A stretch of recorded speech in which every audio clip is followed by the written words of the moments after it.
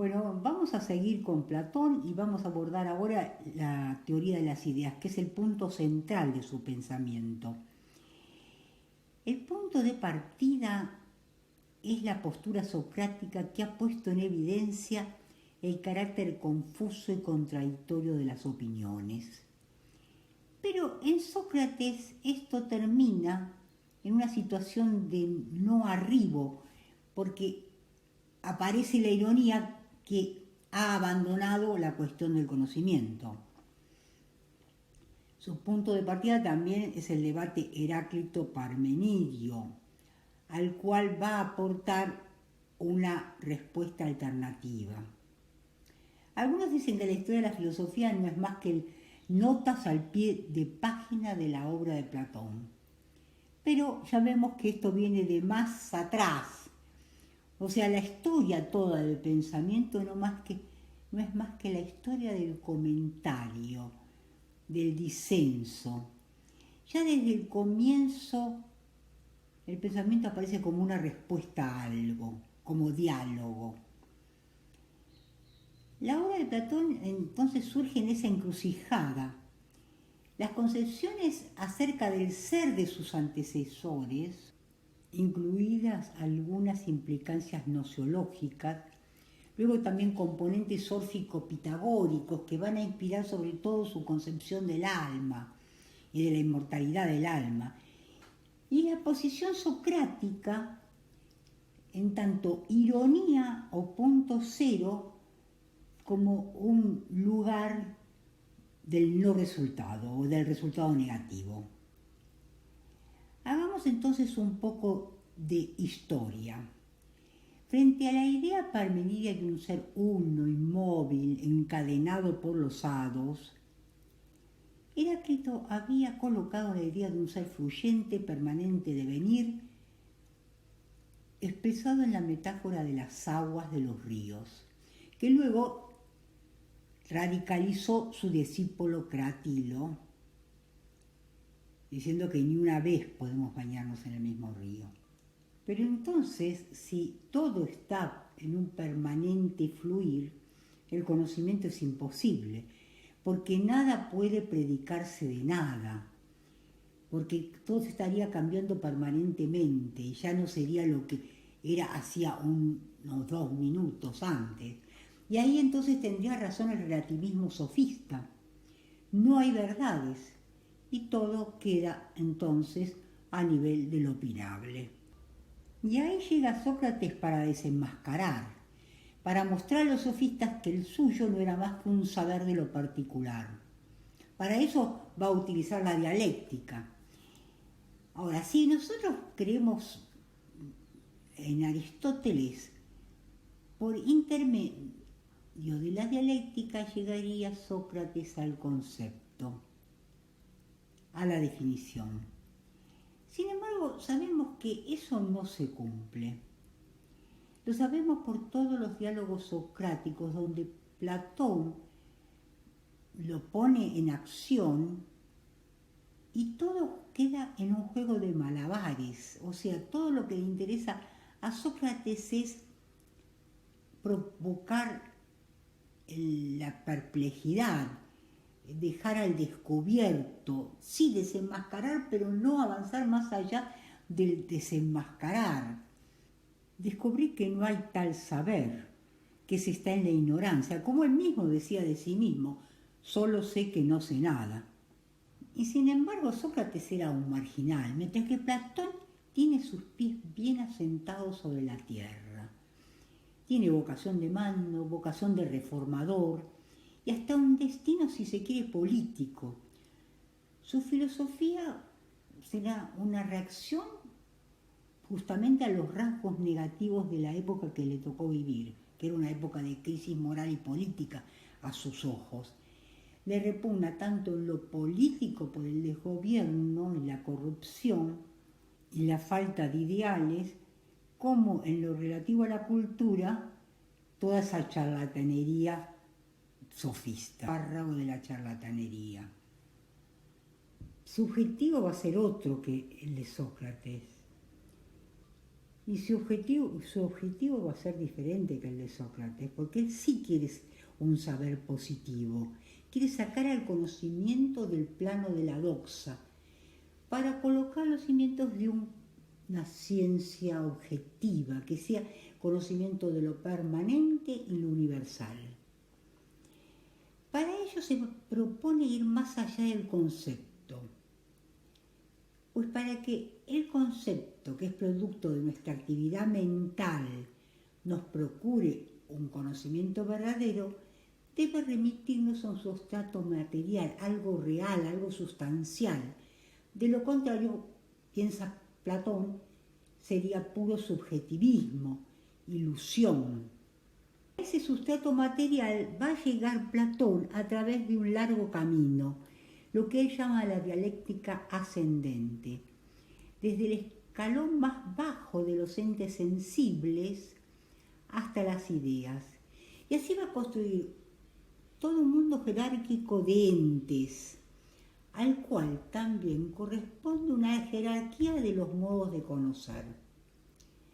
Comienza admitiendo con Heráclito el devenir incesante de los objetos y de las cualidades sensibles, a las cuales, sin embargo, debe corresponder una forma de conocimiento. Entonces, en el nivel más bajo de conocimiento habla él de la doxa o juicio empírico, que es particular, subjetivo y contingente. Este tipo de conocimiento, o sea, la doxa u opinión, se divide a su vez en dos grados. La imaginación, que es un conocimiento de apenas sombras o imágenes o representaciones, y luego un segundo grado, que es la creencia, que ya no es conocimiento de sombras, sino de los objetos sensibles.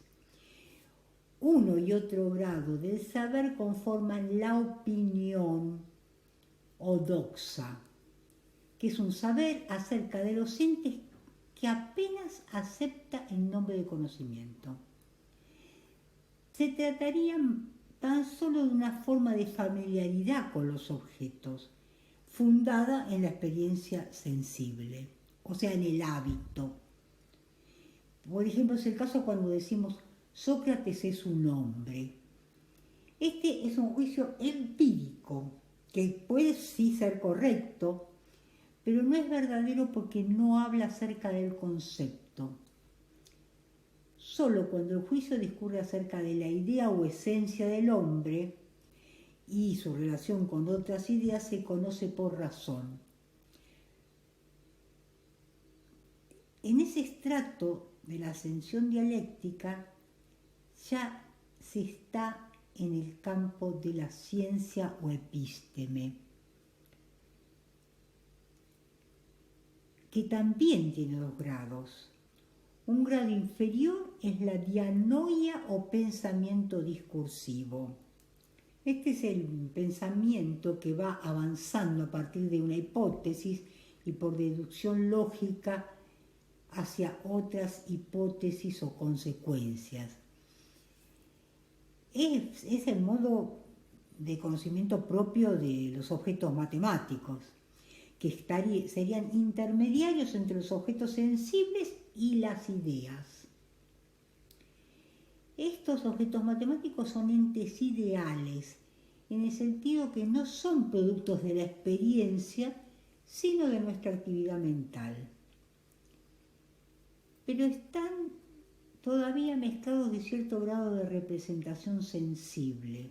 Por ejemplo, las figuras geométricas, los diagramas, y por eso constituyen el escalón inferior del epísteme.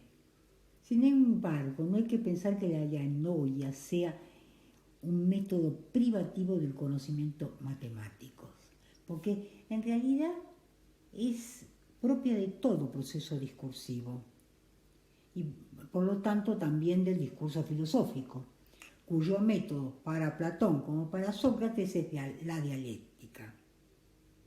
Dianoia y dialéctica son dos términos que guardan el mismo sentido.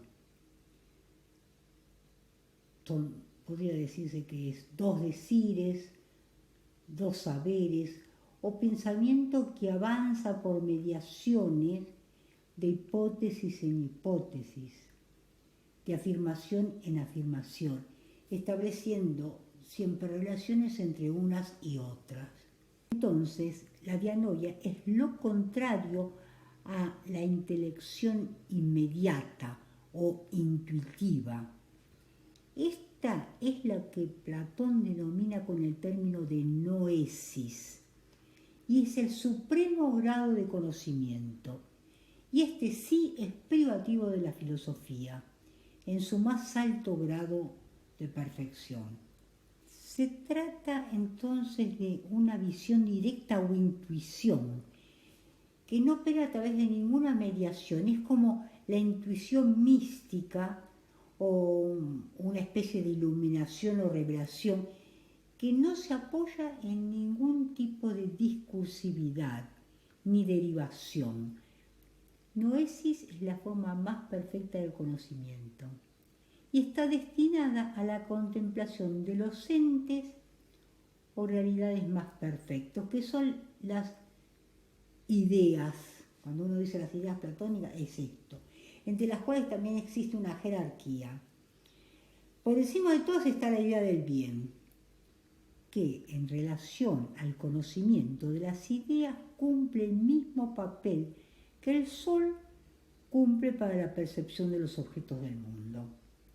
O sea que se trata de una luz que ilumina y hace posible el ver, pero no solamente hace posible el ver, sino también que sostiene ese ver y ese saber.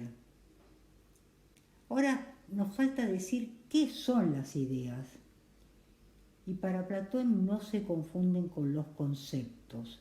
Los conceptos son los universales, o sea, puras abstracciones mentales o entes ideales que obtenemos gracias a las diversas actividades del pensar, por ejemplo, la inducción, la comparación, la deducción.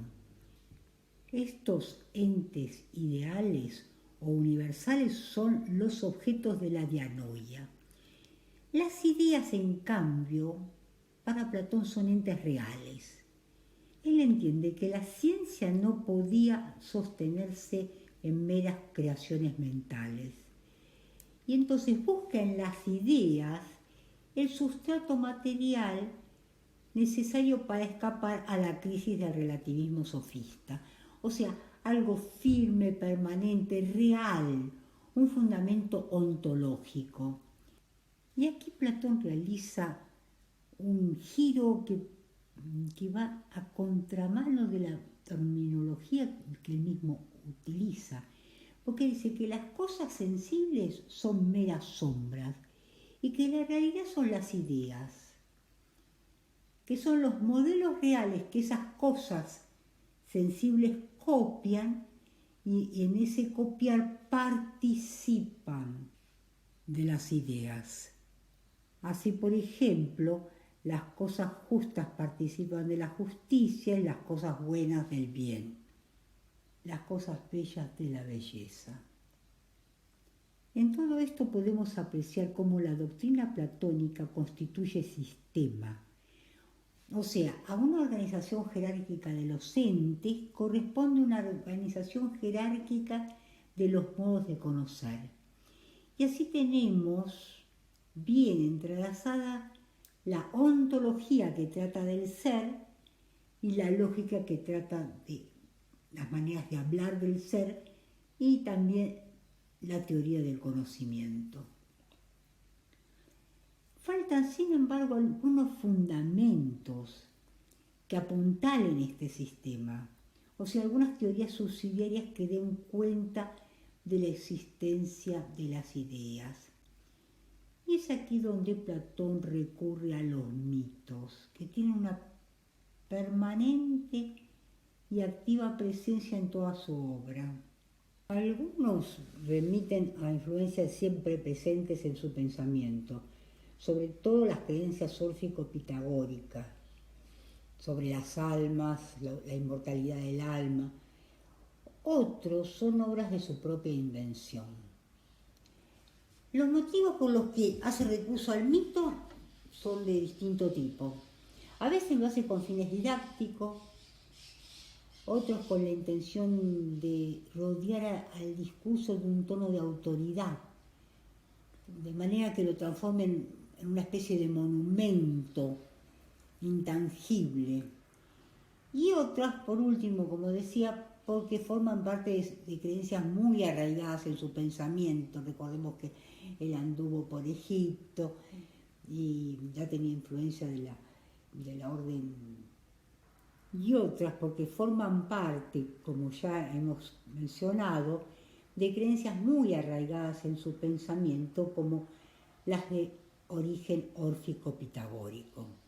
La teoría de las ideas se va entonces ramificando y componiendo de diversos elementos, por lo cual retorna en distintos momentos de su obra y se nos va entregando en estas formas dispares de lo racional y de lo mítico. Ya hemos visto cómo en la República, el libro sexto, traza ese cuadro jerárquico de los modos del ser y del conocer. Pero luego, en la misma República, en el libro séptimo, va a reforzar esa idea de jerarquía, esta vez a través del mito. Y ahí nos encontramos con la famosa alegoría de la caverna. La base de construcción de esta alegoría es la comparación. Platón establece una analogía entre nuestra manera cotidiana de percepción del mundo y la de unos imaginados prisioneros en una caverna. Como siempre es Sócrates el que habla, y esta vez en diálogo con Glaucón. Sócrates lo invita a comparar el estado de nuestra naturaleza, según esté o no esclarecida por la educación, con una escena imaginaria. Hay unos hombres encerrados en una caverna, encadenados de manera que están inmovilizados y solo pueden ver lo que tienen delante de ellos. Atrás hay un fuego y entre el fuego y los hombres desfilan los objetos reales. O sea, los hombres solo pueden ver las sombras de lo real, de esos objetos. Sócrates continúa y propone entonces imaginar que uno de estos prisioneros se libera, sale afuera, ve la realidad, pero todavía no comprende porque está encandilado. Le cuesta todavía creer que lo anterior eran puras sombras, y entonces tiene que acostumbrarse y poco a poco va distinguiendo, a partir de eso que ve, los objetos reales y los hombres mismos. Y aquí Sócrates propone también comparar esa marcha, ese camino ascendente hacia la verdad, con la marcha del alma por un camino cuyo punto final es la idea del bien. Ya hemos visto que la idea del bien es como el sol que hace todo visible, la verdad y el bien y la belleza. Entonces es imposible pensar que Platón solo se ocupa de abstracciones. Aquí se ve nuevamente cuál es su leitmotiv, su verdadera búsqueda.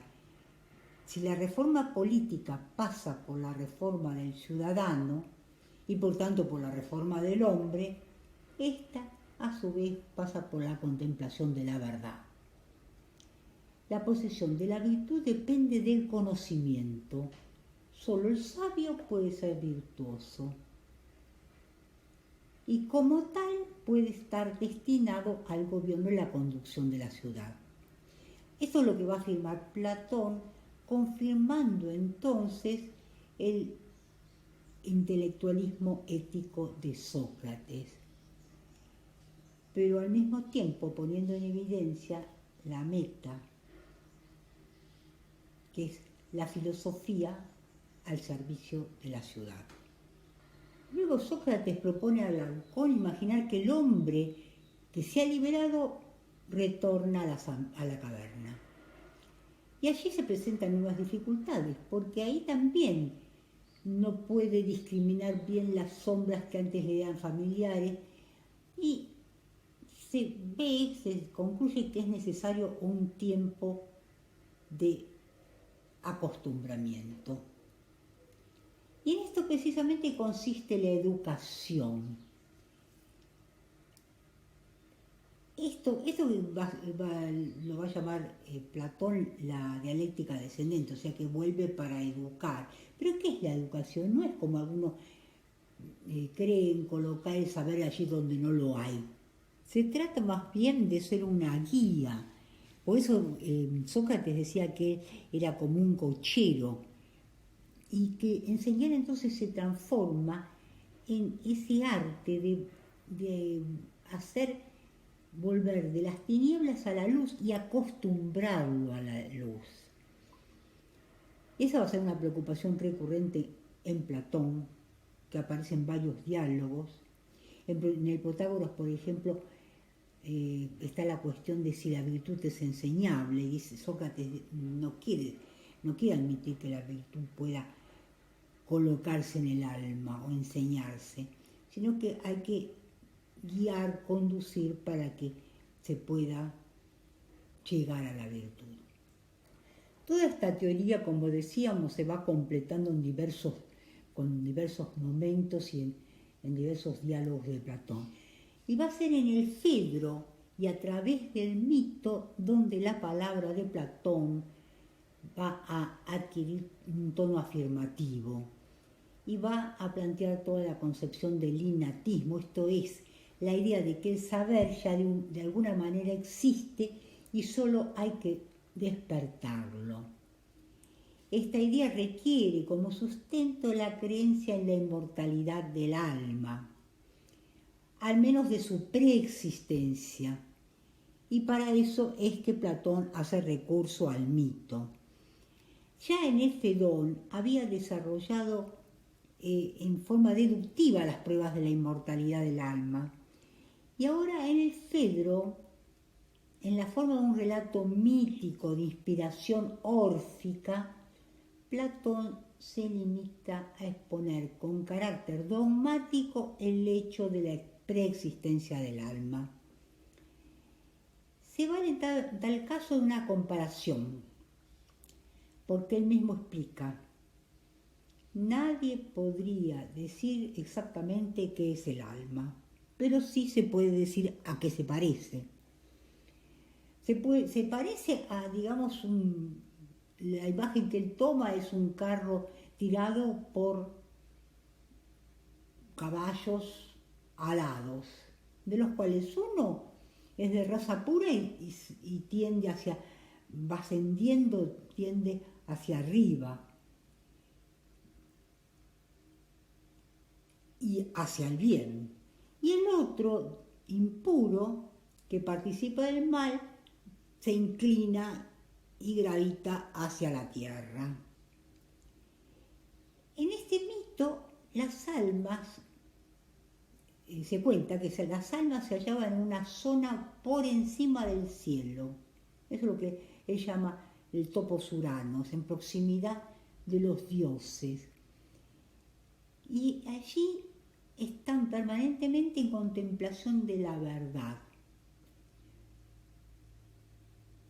Una verdad solo visible para los ojos del intelecto, no tiene ni color ni forma. En estas andanzas por el topos urano, que es el hábitat de los dioses, las almas contemplan las realidades en sí, el bien en sí, la justicia en sí, ideas puras que no están para nada mezcladas con impresiones sensibles. Cuando el equilibrio entre ambas fuerzas se rompe y predomina la fuerza que participan del mal, el alma pierde las alas y cae. Entonces atraviesa el río Leteo, que es el río del olvido, y es arrastrada hasta un cuerpo que se convierte en la cárcel del alma. Ahí está mezclado con otra concepción acerca del dualismo entre alma y cuerpo. O sea, que el camino del conocimiento o la educación supone el desolvido, porque antes se sabía, ahora ya no se sabe. Entonces es lo que se llama aletheia, verdad. La verdad es desolvidar. La palabra aletheia, que significa en griego verdad, significa desolvidar. Con este mito, Platón completa su teoría del conocimiento. O sea, las almas preexisten también las ideas, y el conocimiento no es más que reminiscencia que se realiza a través de la dialéctica. Es el camino del filósofo que asciende de las meras sombras a la luz de las ideas. En cuanto a las referencias bibliográficas de este tema central en Platón, que es la teoría del conocimiento coincidente con la teoría de las ideas, tenemos que decir que está repartido en varios libros. Por una parte, en la República, el libro sexto, donde habla de los modos del ser y del saber diseñados en su famosa dialéctica ascendente. Luego también en el libro séptimo, donde presenta la ya famosa alegoría de la caverna. Y finalmente también en el Fedro, donde plantea el conocimiento como reminiscencia, lo cual supone la preexistencia e inmortalidad del alma, que ya había sido también tratada en el Fedón. Todos los detalles de esta bibliografía la tienen en el libro.